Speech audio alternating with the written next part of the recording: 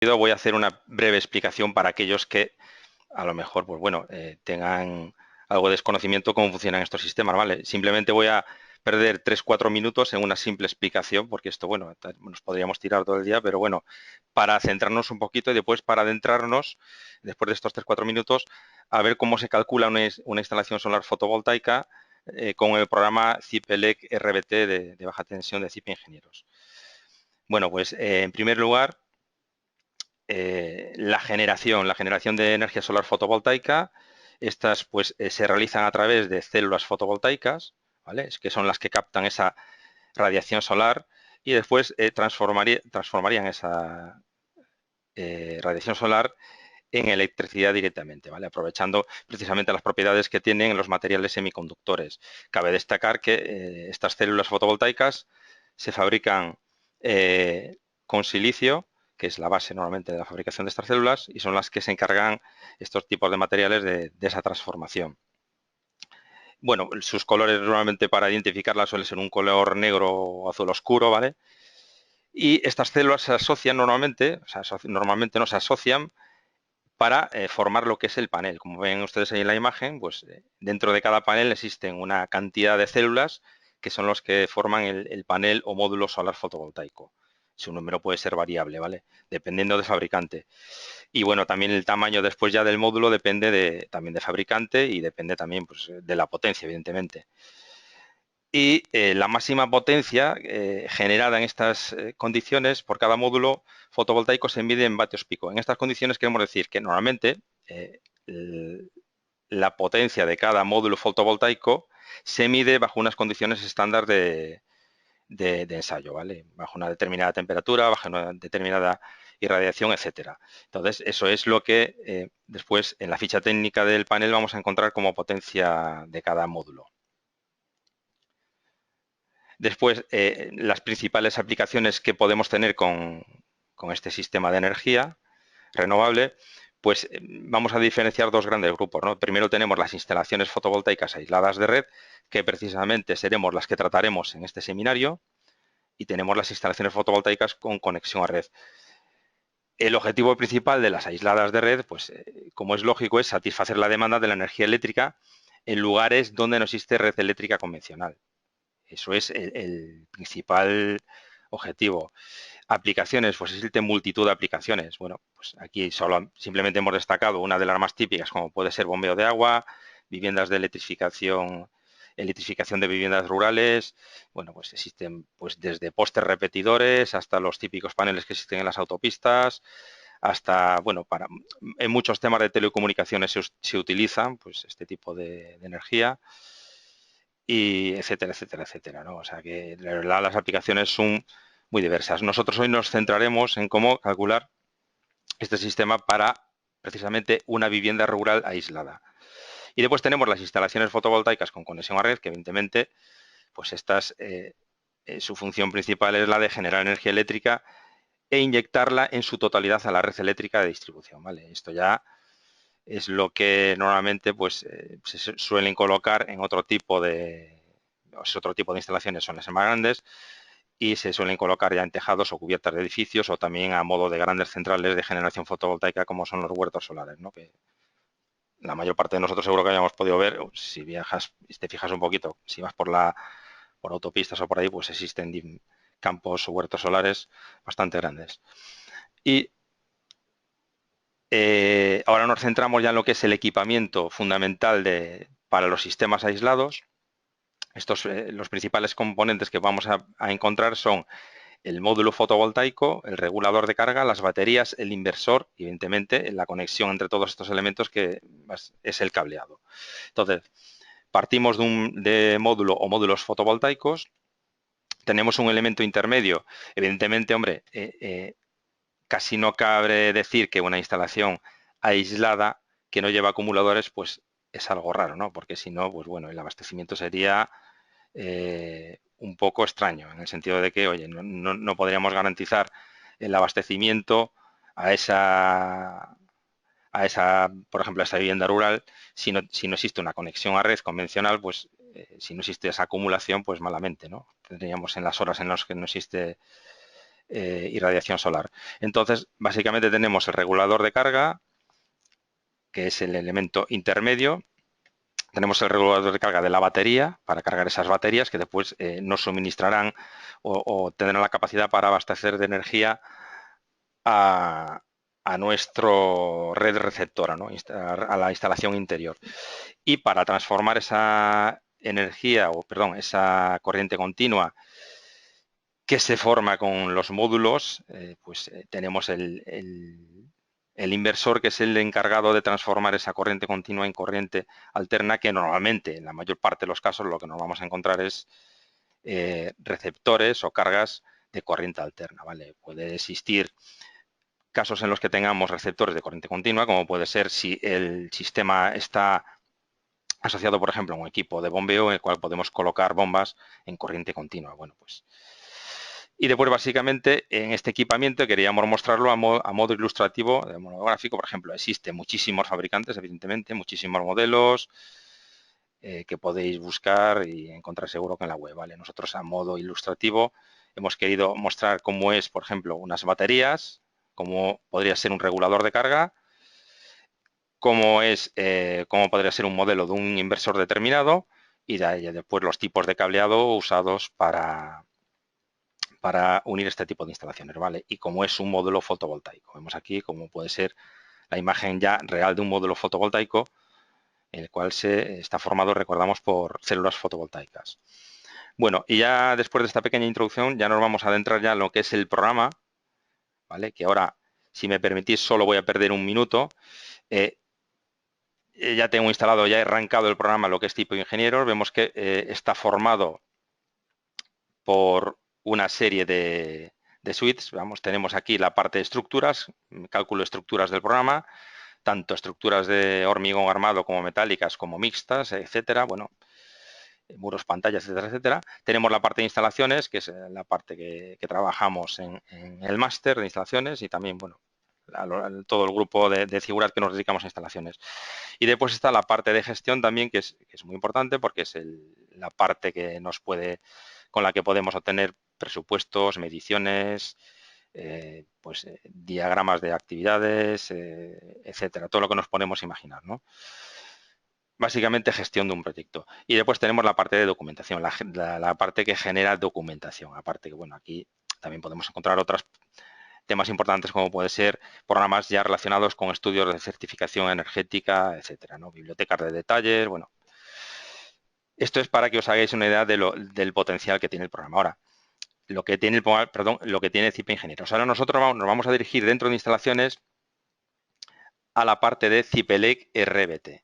Entonces vamos a arrancar este programa, y este es un programa, básicamente, ya la palabra lo dice, es para cálculo, diseño y dimensionado de instalaciones eléctricas en baja tensión. Lo que pasa es que este programa está formado por diferentes módulos, y entre uno de los módulos podemos encontrar la parte de cálculo de instalaciones fotovoltaicas. Bueno, aparece una pequeña pantalla de bienvenida informando de las partes que consta el programa, quién lo ha desarrollado. Aparece otra ventana al aceptar. Vemos que el programa consta de todos estos módulos de cálculo. Vemos que tiene el módulo básico que te permite calcular esquemas unifilares y todas las partes correspondientes a una instalación eléctrica de baja tensión. Te permite después también la instalación fotovoltaica, comprobación de selectividades, diseño de cuadros eléctricos, importante, cálculo de embarrados. Es decir, aquí podemos hacer de todo, ¿no? Cálculos de líneas equilibradas o también por fases, cálculos de líneas bifásicas, sistemas especiales de puesta a tierra, diseño y comprobación de canalizaciones compartidas, circuitos con carga distribuida. Tiene un módulo de implantación también, donde realmente puedes trabajar en planta y meter las cargas y después ya llevarlo directamente al esquema unifilar, catálogos de fabricantes, etcétera. Bueno, aceptamos. Y ya automáticamente, bueno, yo tengo esta obra, que es la última que venía trabajando por defecto, y arranca ya en la última obra en la que haya estado trabajando, ¿de acuerdo? Entonces, ahora, para no entretenerme, que no es el propósito de esta conferencia, en ver todo el potencial del programa y ver cómo trabajaríamos realmente en la parte de baja tensión, ¿vale? Aquí realmente tenemos un esquema unifilar, partimos de un esquema tipo. Por ejemplo, esto podría ser una vivienda el esquema de electrificación de una vivienda, ¿de acuerdo? Con suministro de red, vemos aquí, aceptamos, o sea, perdón, al ir a este icono, podemos ver los diferentes tipos de suministros que podemos colocar en el programa, incluso combinados, o sea, no tiene por qué ser un único suministro, ¿no? Por eso también tenemos grupos electrógenos, centros de transformación, red o acometida de baja tensión, y después tenemos la parte de fotovoltaica. Bueno, pues nosotros tenemos este esquema, partimos, imaginémonos, ¿no?, que tenemos esta vivienda y que queremos ver cómo realmente, vamos a calcular, vamos a ver cómo el programa, pues ya como se ha trabajado anteriormente, pues vemos que cumple todo, cumple todas las comprobaciones. Nosotros cuando nos acercamos una vez que le damos a calcular y comprobar, pues nos saca estos tooltips de información, de resúmenes de cálculos más importantes.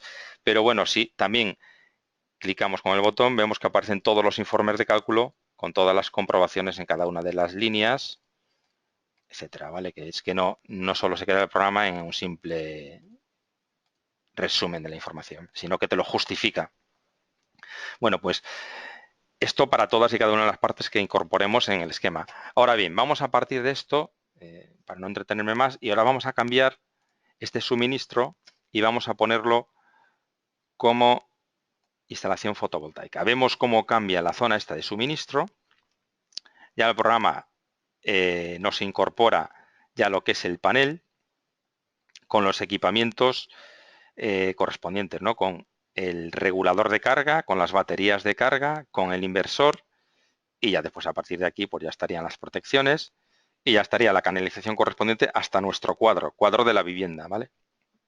Entonces, ¿qué hacemos ahora? ¿Cómo hacemos para trabajar la parte y calcular la parte de instalación fotovoltaica? Bueno, pues nos dirigimos aquí de nuevo, vamos a suministro y vemos que, bueno, aquí se fija en este panel de entrada tanto la tensión nominal de fase-fase como la de fase neutro, quedarían fijadas, fase neutro, los 30 fase-fase, en este caso sería para el sistema con el que venimos trabajando en nuestro territorio, ¿vale? Que son esas tensiones. Entonces nos vamos aquí, nos vamos a la parte de editar y se abre el programa y aparece una breve introducción de las partes que realmente comprueba y diseña este módulo de fotovoltaicas. Tenemos una serie de etapas donde hay que ir definiendo datos. Entonces, en la primera etapa, que se llama condiciones generales, tenemos esta ventana. Aquí básicamente es donde vamos a definir prácticamente casi todos los parámetros o lo más importantes que nos van a influir en el cálculo de la instalación, ¿vale? Entonces empezamos por instalación. Aquí tenemos que elegir si el periodo es anual o referido al mes de verano, en este caso el de julio, o al mes de invierno, en diciembre, y vemos que si cambiamos el periodo para el cual calculemos que se diseña la instalación, evidentemente la irradiación no va a ser la misma en el periodo de verano que en el periodo de invierno, y esto lo comprobamos aquí. Si nos vamos aquí a valor medio mensual de irradiación diaria sobre el plano horizontal, vemos que, por ejemplo, para el mes de julio aumenta, para el mes de diciembre disminuye, y para el anual lo que hace el programa es tomar la media, hace una media de todos los meses. Entonces, evidentemente, este es un tema importante porque, claro, no podemos definir para el mes por ejemplo, para el mes de diciembre, a lo mejor intentar de esta manera, estamos casi del lado de la seguridad, ¿no? No podemos, evidentemente, colocar mucha carga, a lo mejor, porque tendremos que sobredimensionar toda la instalación. Pero bueno, lo lógico, esto depende de cada uno, depende del uso también, evidentemente, que le demos a esa edificación o a esa actividad, ¿no? No tiene por qué ser una edificación de vivienda, simplemente puede ser un almacén, una industria, un hotel o lo que sea, ¿no? Entonces, nosotros vamos a dejarlo con la media anual. Aquí ahora se definiría la energía demandada, que la energía demandada por esa instalación hay que definirlo en esta ventana. Tenemos dos opciones: o incluir un valor fijo o haciendo previsión de consumos, que nosotros lo vamos a hacer por esta vía, ¿vale? Entonces vamos a poner los consumos que tenemos de esta vivienda rural y vamos a poner, por ejemplo, vamos a tener esta serie de cargas, ¿no? Tenemos una lavadora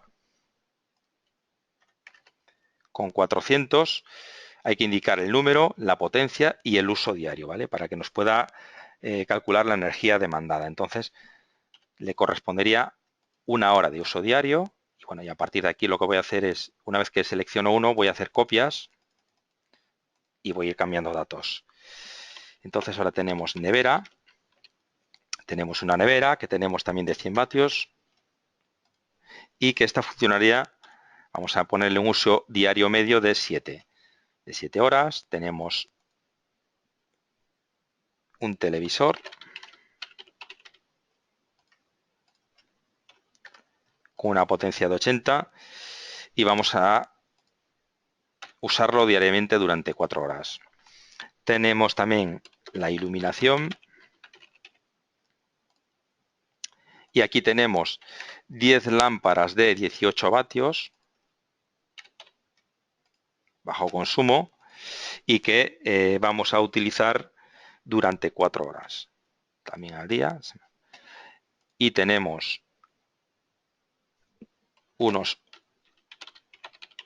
ordenadores, tenemos un par de ordenadores que usaremos con 200 vatios durante un par de horas. Tenemos también una radio, es un elemento, bueno, la verdad es que esta carga es muy pequeñita. La pondremos durante 3 horas de funcionamiento.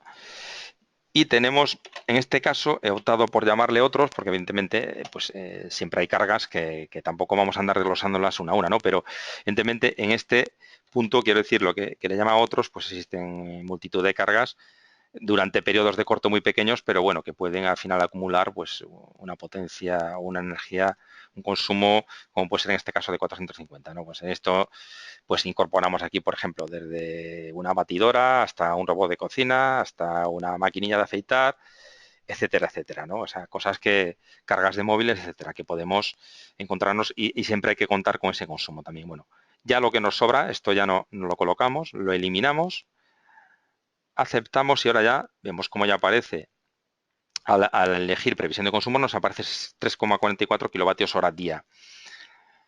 El siguiente parámetro que tenemos que definir es rendimiento energético. Aquí nos vamos a esta ayuda y vemos que aquí que el desglose de las pérdidas hay que definir el rendimiento energético de esta instalación. Hay que definir tanto las pérdidas en el cableado, que podemos trabajar por valores, nosotros podemos introducir un valor determinado o podemos trabajar por valores calculados, ¿vale? Que el programa, en función de los tramos de cableado que vamos a definir en toda esta instalación, pues que nos calcule automáticamente, haga los cálculos de estas pérdidas. Las pérdidas por temperatura igualmente, se puede valores calculados o valores introducidos. Después también tenemos las pérdidas debidas al polvo y a la suciedad sobre los módulos, estos valores, las pérdidas por dispersión de parámetros entre módulos, que esto básicamente, que aunque tengamos los mismos módulos o el mismo fabricante en una instalación, hay que tener en cuenta esta pérdida. No se comportan todos los módulos de igual manera, ¿vale? Es un factor que nos indica la normativa. Digamos que estos factores vienen fijados por normativa. En nuestro territorio, para aquellos que sean de fuera, tenemos digamos que hay una publicación que depende, es un organismo que hace muchas publicaciones, que es el Instituto de Diversificación de Ahorro y Energía, y ese organismo pues hace ciertas publicaciones, pues que muchas de carácter prescriptivo y otras de carácter prestacional, ¿vale? Pero evidentemente depende de la Administración Central, del Ministerio de Energía e Industria, y muchos datos se pueden sacar de estos manuales, ¿vale? Y con esto me refiero a la normativa del pliego de condiciones técnicas del IDAE para instalaciones aisladas de red. Entonces, muy bien, una vez que tenemos esto, aquellos que decidan que estos datos pueden ser conservadores, pues puede disminuirlos, o los que crean que todavía tienen que ser más restrictivos, puede modificarlos, e incluso aquí hay un último apartado que es de otras pérdidas para poder aumentar o disminuir, bueno, ya el disminuir no porque está al 0%, ¿no? Pero para aumentar si quieren que sea todavía más restrictivo. Aceptamos. Y después nos tenemos que ir al emplazamiento. Bueno, esta pestaña ahora no tocaría explicarla, pero esto es para la normativa, nuestra normativa, que hay ciertos usos en los que realmente hay que instalar sí o sí, ya no es a criterio de cada uno, sino que hay que instalarlos por normativa, dependiendo del uso y la superficie de de la actividad, etcétera, pues es obligatorio colocar este tipo de sistemas, ¿no? Bueno, pues nosotros no vamos a centrarnos aquí porque, por ejemplo, para esta vivienda es un uso particular, no sería obligatorio, sino que es un uso pues por necesidad. Tenemos, después el siguiente paso a fijar sería, en este caso, vemos que tenemos la situación, aparece pues nuestro territorio, en este caso nosotros tenemos este caso en la provincia de Tarragona-Tortosa, ¿vale? En la localidad de Tortosa, una zona preciosa, por cierto. Y después ya tenemos, vemos que al haber elegido esa situación ya nos cambia automáticamente los datos, latitud y longitud. Pero para aquellos que estén pensando que solo se puede calcular en nuestro territorio, no, sino que ya tenemos este editable en el que aquí se podría variar tanto la localidad, evidentemente se puede variar la latitud y también se podrían variar estos valores, los valores de irradiación y la temperatura ambiente y se puede calcular evidentemente para cualquier situación que se nos pueda ocurrir, ¿vale? En cualquier parte del mundo. Entonces, esto que lo sepáis. Después lo siguiente a definir serían ya los paneles, ¿vale? Los paneles, las condiciones de la instalación, que tenemos tres casos que son los que me remito un poquito a los que nos indica la normativa, en este caso el pliego, ¿no? Tenemos el caso general, que es que nosotros decidimos qué orientación y qué inclinación le damos a los paneles, porque nosotros podemos colocar una estructura y apoyando esos paneles en la orientación que queramos. O si no, pues se puede trabajar también por superposición, digamos que quedaría integrado en la cubierta o tejado de esa edificación, o también por integración arquitectónica, sino que ya en este caso pasaría a formar parte ya de esa cubierta de esa edificación. Entonces, nosotros vamos a trabajar en este caso como el caso general. Estamos en una zona rural donde se colocan los paneles en campo abierto. Aquí tenemos dos opciones, ¿vale?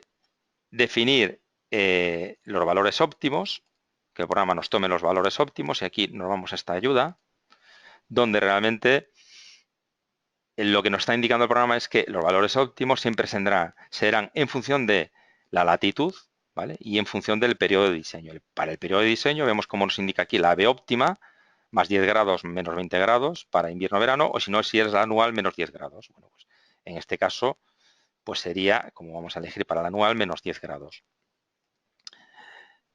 Y también podríamos optar por la opción de valores introducidos. Quiero decir, si nosotros podemos fijar unos valores determinados, vemos ahora, por ejemplo, cómo aquí arriba tenemos 40,82 grados y el programa por defecto ha tomado 28,35, entonces 48 menos 82 menos 10 serían 30,82. Como está tomando 20,35, vemos cómo aparecen estas pérdidas de 0,07. Si nosotros variamos este valor y ponemos 30,82, que es lo que nos recomienda, pasarían las pérdidas a ser cero. Pero bueno, si tenemos que definir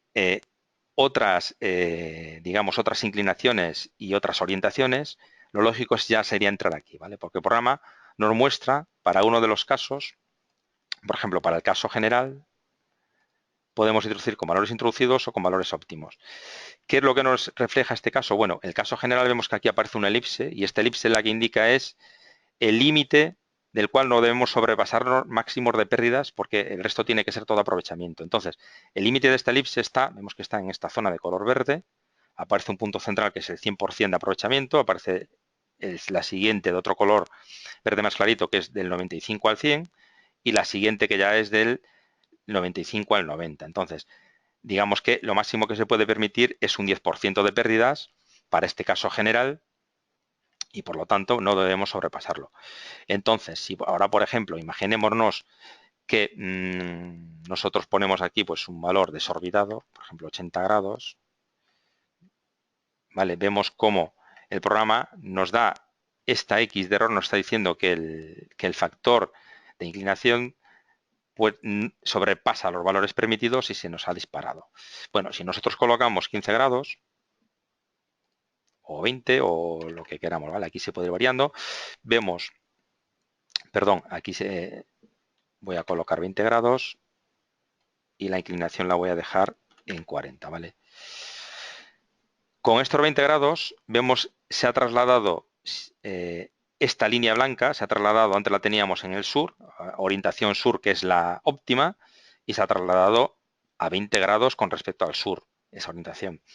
Entonces, vemos que se generan dos puntos rojos y vemos que en ese intervalo, esas son las situaciones de corte con la elipse que tenemos de color remarcado, son las limitaciones o los extremos los cuales nos debemos sobrepasarnos para la inclinación, ¿vale? De hecho, bueno, vemos que tenemos una inclinación mínima y una inclinación máxima que corregida a la latitud, digamos que estas inclinaciones son para 41 grados y se corrigen para la latitud a la que estamos, pues corregida para nuestra latitud, pues nos sale que una inclinación mínima de 2,12 grados y máxima de 58,15. Evidentemente nosotros tenemos 40 grados, se cumple bien. Si ahora nosotros nos vamos a aceptamos esto, nos volvemos, digamos que estas pestañas están relacionadas. Volvemos aquí, aparece ese 2,41. Nosotros podemos volver a cambiar los valores desde aquí, ¿vale? O sea, ponemos cambiar otra vez. Vemos que si lo cambiamos desde estas ventanas, pues nos aparece que no cumple, deberíamos retocarlos, etcétera. Bueno, por lo mismo sería, esto lo vamos a dejar lo que es la inclinación para valores óptimos, porque aquí estamos a campo abierto, y sin embargo vamos a definir las pérdidas por sombras que tenemos, los obstáculos tenemos con respecto a la orientación del sur, digamos, hacia el oeste y hacia el este, ¿vale? Nosotros vamos a indicarlo hacia una de las orientaciones, hacia el oeste, y vamos a colocar un obstáculo dando el azimut solar, o sea, quiere decir la orientación con respecto al sur y una elevación. Que sepáis también que tenéis esta ayuda, ¿eh? Existe una ayuda del programa en la cual, a través de este método simplificado, pues se puede elegir cada una de las orientaciones y fijando una serie de parámetros, distancias, elevaciones, etcétera, se pueden generar lo que es el diagrama de sombras, ¿vale? Se generan las sombras sobre esta trayectoria del Sol. Esto lo que nos está mostrando es la trayectoria del Sol a lo largo de todo el día, ¿vale? Entonces, dejamos una elevación de 10 metros y también vamos a colocar otro azimut de 60 grados y una elevación de 10. Entonces vemos cómo se genera esta sombra que nos está afectando estas casillas. Entonces el programa automáticamente sabe cómo tiene que calcular internamente que existe un obstáculo que está delante de la trayectoria del Sol y que influye en estas dos casillas, que serían la 8 y la 10. ¿Vale? Aceptamos y las pérdidas que se generan serían del 0,27%. En todo caso aceptables porque están dentro de los límites que nos establece la norma. Bien, el siguiente paso, y ahora a partir de aquí ya casi es todo más rodado, ¿vale? Todo más fácil. La siguiente etapa que tenemos que definir son los paneles, ¿vale? En este caso vamos a olvidarnos en principio la configuración, nos da un poco igual porque esto es ya la que trae por defecto el programa. Nosotros lo que nos vamos a preocupar es de rellenar todos estos datos, pero con un fabricante determinado. Entonces, aquí lo que hay que hacer sería dirigirse a la ficha técnica del panel solar de cada uno de los fabricantes e incorporar aquí todos los valores, que todos los fabricantes nos lo tienen que aportar. Entonces, en este caso vamos a utilizar un panel de potencia nominal por módulo de 220 vatios, que trabaja a una temperatura de 44 grados, coeficiente de corrección de la potencia por temperatura, en este caso 0,0. Ojo que hay algunos fabricantes que indican esto en porcentaje, no lo metáis en porcentaje, sino que hay que transformar el porcentaje ese a valor unitario, ¿vale? Por eso sale este 0,0041. La intensidad de cortocircuito, 8,06. Tenemos el voltaje en vacío, 3642, 7,4 sería la intensidad máxima en el pico de potencia y el voltaje máximo en el pico de potencia, en este caso sería 29,79. Y la eficiencia sería 13,5 de este, perdón, 13,38 de este panel, ¿vale? Nos lo redondea según el decimal. Bueno, pues esto para aquellos que quieran consultarlo, este es el PP, el modelo el PPV 220, ¿vale? Aquí, ¿qué es lo que podríamos hacer? Bueno, si nosotros vamos realmente a utilizar este panel en otras ocasiones, lo que podemos hacer es exportar estos datos, se puede exportar a una biblioteca y cada vez que generemos un fichero, ya no tendríamos por qué estar introduciendo estos datos manualmente, sino que después lo exportamos, se queda en una biblioteca y después cuando abramos otro fichero lo exportamos, lo elegimos, porque aquí no hay ninguno guardado, y aparecería aquí automáticamente. Bueno, y aquí, ¿por qué insisto en que dejamos esto por defecto? Porque bueno, aquí lo que tenemos que hacer ahora es, vemos que existe una ayuda ya, es un cálculo, esto realmente, pulsando este icono lo que está haciendo es ya realizando cálculos internos del programa. Cálculos que se verán después mucho más desglosados en listado. También podemos ir a listados, pero por comodidad del usuario, para que no tenga que estar continuamente dirigiéndose al listado y viendo el listado de comprobación, digamos que a modo resumen ya nos aporta el valor, unos valores del programa que nos pueden ayudar a tomar decisiones, ¿no? Entonces aquí pulsamos y vemos que dice que la potencia nominal de la instalación para este tipo de módulos que hemos elegido, que no me está cumpliendo, que tenemos que cumplir una potencia mínima pico y una potencia máxima pico, ¿vale? Entonces, con esta distribución nos estamos pasando de paneles, nos estamos pasando porque hemos elegido una configuración excesiva. Entonces, vemos que tenemos número de paneles en serie, estos serían los que se colocan en serie para aumentar voltaje, y después tenemos el número de ramas para aumentar intensidad y tenemos el número de grupos, que es un grupo estaría formado por los módulos multiplicados, el resultado de multiplicar el número de módulos en serie por el número de ramas, ¿vale? Y se podría evidentemente colocar todos los grupos que queramos. Bueno, nosotros para este caso con un grupo nos llega y vamos a decir, bueno, que tenemos 2 paneles en serie, vamos a intentar y vamos a hacer la prueba y que queremos 3 ramas. Volvemos a comprobar. Nos sigue diciendo que el 1.32 ya vemos que casi estamos al límite. Tenemos la potencia pico es 1.32 y la máxima es 1.30. Bueno, pues no nos llega, ¿no? Así que cumplimos la mínima. Vamos a cambiar de configuración. Vamos a colocar, por ejemplo, ya vamos a colocar optar por 4 en paralelo. Tampoco nos cumple. Y ya finalmente pues vamos a optar por la opción de 5 en paralelo, que en este caso sí que ya nos cumple. Vemos cómo en este caso estamos cumpliendo esos cálculos que después veremos en listados. Bien, ya esta etapa la tenemos, digamos, más o menos superada. Digo más o menos porque después podemos volver atrás, porque esta introducción de datos nos puede llegar a influir también en la siguiente etapa, que es la de equipos y complementarios. Entonces, lo que dije anteriormente, que no es normal este tipo de instalaciones aisladas sin acumuladores. Se puede hacer, sí, nada más que colocaríamos los paneles, el inversor y las cargas, pero bueno, no es normal. Entonces, vamos a acudir a colocar los acumuladores. Hemos elegido una tensión muy común de acumulación, que es la de 24 voltios, ¿vale? Nuestra normativa nos dice que mínimo la autonomía debe ser de 3 días. Aquí tenemos la capacidad de descarga de la acumulación, que este es un dato importante. Bueno, esto tendríamos que ver los fabricantes. En este caso hemos elegido un fabricante de unas baterías con esta capacidad de descarga de 1000 amperios hora referida a este tiempo de descarga, ¿vale? Que normalmente pues, son los datos que se suelen trabajar, referido a 20 horas o 50 o, bueno, o otras horas, lo que se suele ensayar, ¿no? Entonces, para la capacidad de descarga para 20 horas son 1000 amperios hora. Bueno, elegimos ese modelo. También podríamos, ojo, aquí podríamos variar número de acumuladores, podríamos colocar, vemos que por ejemplo 2 de 1000 no nos cumplen, 2 de 500, ahora ya ha vuelto esto, digamos que aquí tenemos ya otra ayuda que nos está indicando si cumplimos o no cumplimos, porque el programa está calculando internamente y eso después también lo veremos en los listados. Entonces, bueno, en este caso vamos a dejar lo que realmente se ejecuta, que es una de 1000 amperios hora y un acumulador. ¿De acuerdo? Y después ya nos vamos a rendimiento del inversor. En este caso también tendríamos que ir a un fabricante. Evidentemente, el inversor también tiene que cumplir una serie de condicionantes.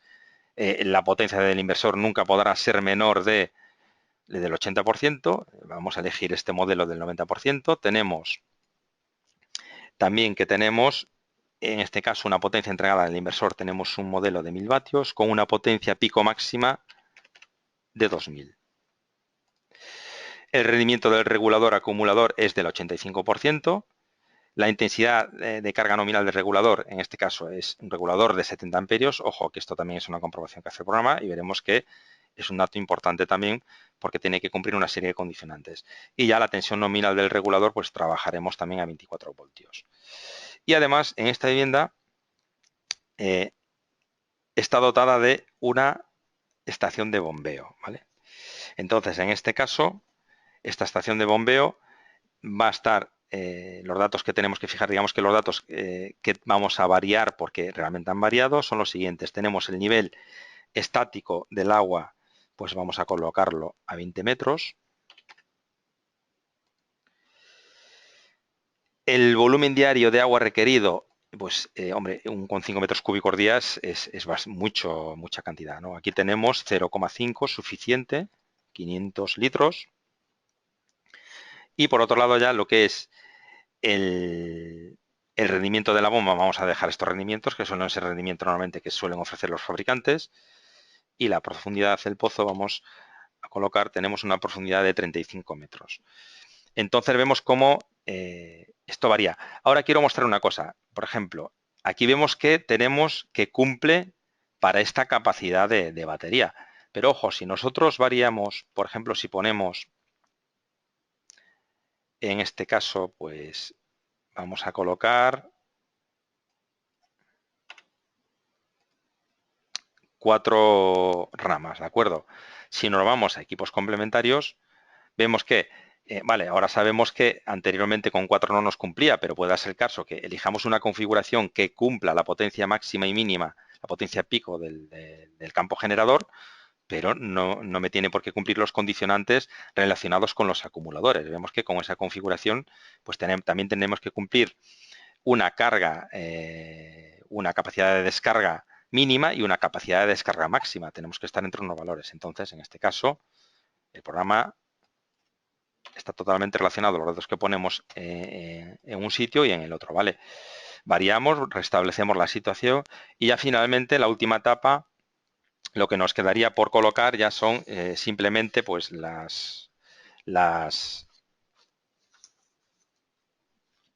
el tipo de cableado, ¿vale? Para los paneles, para las ramas, etcétera. Entonces, para los paneles vamos a colocar una referencia, le llamaremos a esto paneles, con una longitud de 6 metros.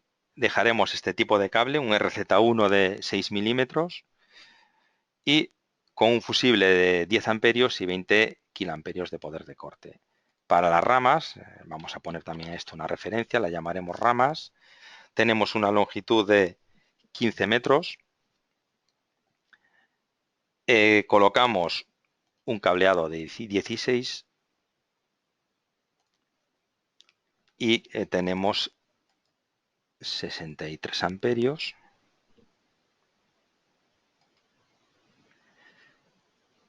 Y para el acumulador, le llamaremos acumulador, tenemos una longitud ya de 8 metros con una sección de 16 y tenemos aquí, pues también vamos a colocar una intensidad de 63. Muy bien, estaríamos ya en disposición de comprobar esto, pero podemos ir al listado. Pero antes de nada, antes de ir al listado, lo que voy a hacer es aceptamos, vamos a aceptar todo esto, nos volvemos a nuestro esquema unifilar y ojo, aquí recordamos que teníamos la vivienda tipo, no tenemos los circuitos que realmente queremos. Entonces, ahora lo que vamos a hacer es borrar todos estos circuitos.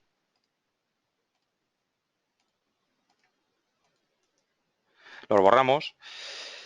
Y el programa, bueno, como os comenté anteriormente, no es el objetivo principal de este seminario enseñar ahora o ponerme a introducir pues circuitos, etcétera, ¿no? Protecciones, cableados para el esquema unifilar, sino que una opción que tiene el programa es, en este caso, se llama grupos de líneas y esos grupos ya estaban generados. Imaginémonos, ¿no?, que tenéis unos grupos de líneas estándar que queréis utilizar de unos proyectos para otros. Esto se puede guardar en una biblioteca y se puede incorporar el proyecto que vosotros creáis conveniente. Entonces, en este caso, yo, como esto ya lo había guardado, me voy a importar. Vemos que tenemos ya una serie de grupos de líneas guardados, como pueden ser subcuadros, etcétera. Me voy a coger mi vivienda rural fotovoltaica, aceptamos y aceptamos. Y desde este icono, que es insertar grupos de líneas en el esquema, aparece aquí el desplegable de todos los que he cargado en la obra. Como solo he cargado este, solo me aparece este. Y lo coloco en mi esquema unifilar. Bien, tenemos esto. Vemos que aparece aquí circuito C1, C2, C4, C5. Bueno, voy a mover estos circuitos para hacerlo con un poquito más de orden. Esto lo voy a poner al principio. El C2 lo pongo después. El C4 y el C5. Bueno, digamos que lo que he hecho es, ahora voy a mostrar circuito a circuito, ¿vale? Este circuito de iluminación en el que aquí he plasmado, vemos cómo se genera cada circuito. Al pinchar en el circuito, pues se abre una ventana en la que se definen todos los datos de ese circuito, tanto la longitud como la polaridad, como el tipo de cable, la sección, etcétera, ¿vale? Y entre ellos la carga. La carga ya la tenía yo introducida y yo tenía 10 lámparas de 18 vatios. Entonces tenemos 0,18 kilovatios. Aceptamos y ya trae el circuito ya trae su protección y su canalización correspondiente. El circuito C2, que es el de tomas de corriente, normalmente estoy haciendo la similitud con el tema de las viviendas, ¿no? Para ordenarlos. La carga que tenemos aquí, la carga que había asignado es la de tomas varias, la que incorpora la nevera, el televisor, la radio y los ordenadores, digamos que las tomas generales donde se enchufan todo este tipo de receptores, ¿no? Y sumaría el total este, que es el que yo puse antes, indicando lo que era la potencia de cada uno de los receptores. Por otro lado, pues teníamos lo que era la lavadora, que es el circuito C4. Bueno, en este caso está aquí, habría que colocar una carga. Bueno, pues añadimos para que veáis cómo se coloca, le llamaré lavadora. Es tomas, potencia 0,4 y aceptamos. Con este tipo de cable y esta protección aceptamos y ya finalmente tenemos lo que es las tomas auxiliares, que es lo que me refiero yo, otro tipo de cargas que podemos pensar que se pueden utilizar en la vivienda, como pueden ser las tomas auxiliares de cocina y baño, ¿vale? Donde incluimos ahí pues robot de cocina, batidoras, maquinillas de afeitar, etcétera, etcétera, ¿vale? Todo lo que se nos puede imaginar. Bien, cerramos y ya digamos que tenemos nuestros circuitos asociados a la vivienda. ¿Qué más tenemos que hacer ahora? Pues otra cosa importante que tenemos que hacer, porque por defecto el esquema tipo que trae el programa, bueno, yo que estoy más acostumbrado a trabajar con, vamos a esquema unifilar y me gusta más trabajar con este tipo de, esto es para elegir la simbología de las protecciones, aceptamos y así aparecerán los magnetotérmicos. Bien, lo que quiero decir es que ahora voy a definir el suministro y lo que me queda aquí por añadir es un magnetotérmico en la cabecera del cuadro de nuestra vivienda, como es lógico, ¿no? Voy a colocar un magnetotérmico, lo que sería nuestro IGA,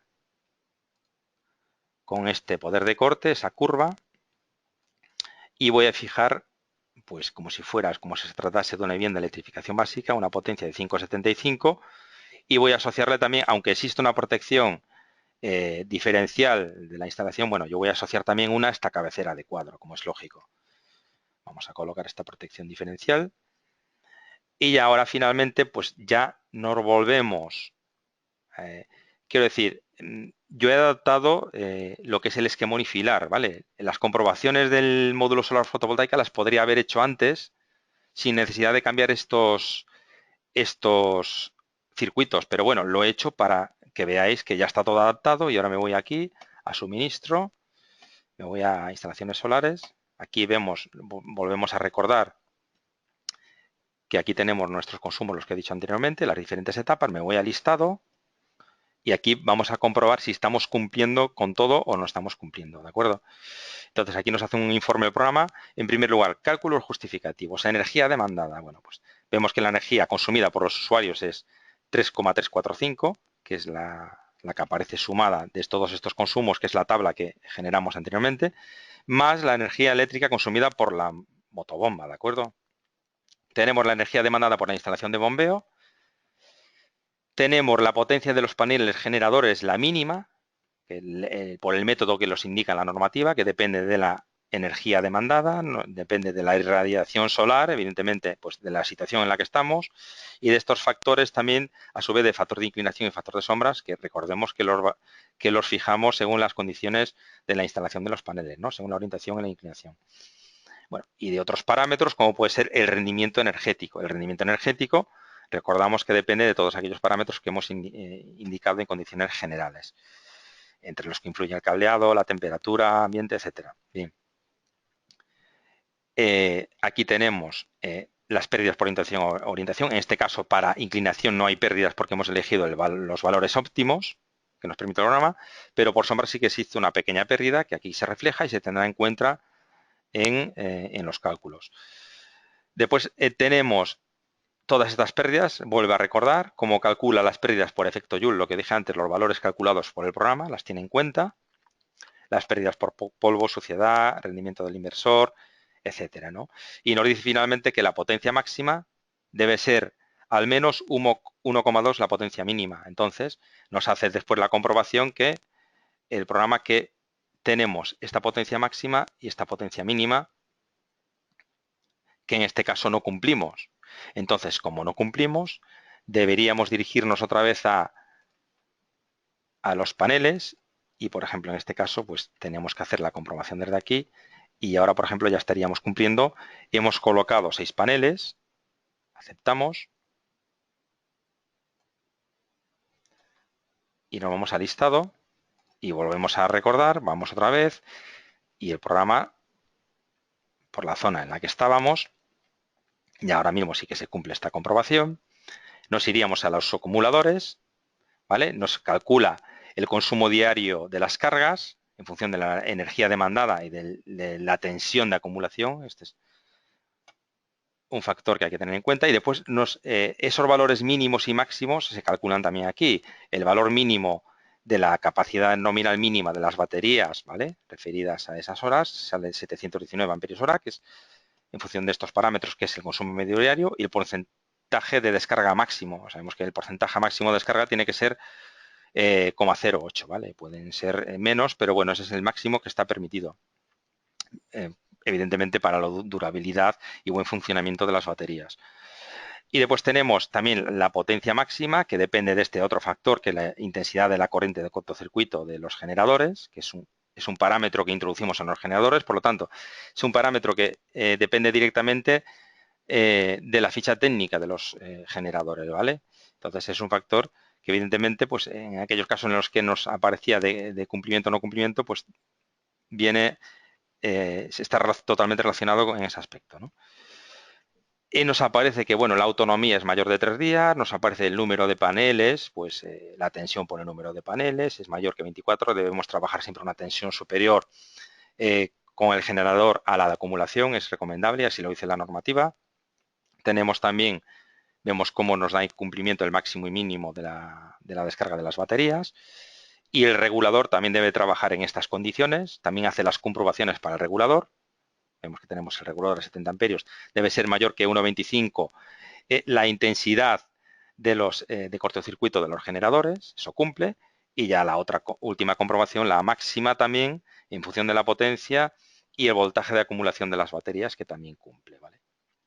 Y ya finalmente el inversor, pues en este caso el inversor estaríamos por debajo, por lo tanto tendríamos que ir a elegir un modelo de inversor, pues un modelo mayor. Tendríamos que elegir un modelo que trabajase, por ejemplo, a 1100 o a 1200, esto tendríamos que ir a fabricantes para poder cumplir con todas las comprobaciones. Bueno, así iríamos jugando con todos los valores calculados. Ya finalmente nos cumple todo, entonces esto aceptamos, ya digamos que la parte de la instalación fotovoltaica estaríamos cumpliendo en el suministro y finalmente esta es la parte que calculamos en el módulo de fotovoltaica y ahora ya el programa lo que nos va a comprobar es esta canalización, estas protecciones y los circuitos, esto ya es propiamente desde el programa. Entonces aceptamos y en este caso vemos que tenemos una serie de incumplimientos que en este caso, por ejemplo, si nos vamos aquí, nos dice que la característica de los dispositivos de protección que no cumplen. Entonces, aquí debemos de revisar una cosa. Primero, a mí me interesa esto. Bueno, aquí también aparecen las comprobaciones. Nos interesa que esto trabaje monofásica, fase y neutro. Además tenemos una longitud desde donde se encuentran todos los equipos hasta la cabecera de nuestro cuadro de 8 metros. Trabajaremos con esta sección, vamos a aumentarla a 10 y además pues el suministro vamos a cambiarlo a 25 amperios y vamos a poner uno de curva B, ¿vale? Digamos que esta es la protección que se encuentra justo después de los equipos, no es la de cabecera de cuadro. La cabecera de cuadro es este que acabo de poner, que es la de 25,6 kiloamperios. Por eso existía esa descoordinación de protecciones. Volvemos a calcular y evidentemente, bueno, existía esa descoordinación, por eso nos daba esos errores aguas abajo de las protecciones en cabecera del cuadro y las protecciones justo después del inversor, ¿no? Bueno, una vez que ya vemos que tenemos dimensionada toda la instalación, ahora lo que podríamos hacer es dirigirnos a imprimir el plano. Vemos que se pueden imprimir planos de esquema unifilar, implantación, envolvente, bueno, esquemas de cuadros, etcétera. Vamos a imprimir el del esquema unifilar y el del esquema unifilar de la instalación fotovoltaica. Aceptamos. Y vamos a detalles de dibujo y vemos que nos aparece nuestro esquema unifilar con todos los datos. Esto es variable también. Esto es a criterio del usuario. Se pueden fijar los parámetros que queremos que se impriman y los que no, ¿vale? Con un resumen de esta instalación, los paneles, con todos los equipos, y en la parte superior el plano del esquema de la instalación fotovoltaica. Vemos que tenemos hasta la instalación receptora. Vemos que tenemos las protecciones justo después del inversor. Bueno, perdón, las de cabecera de cuadro, las justo después del inversor, el regulador y las baterías y esos paneles colocados en ramas en paralelo, que son los que abastecen a nuestra vivienda.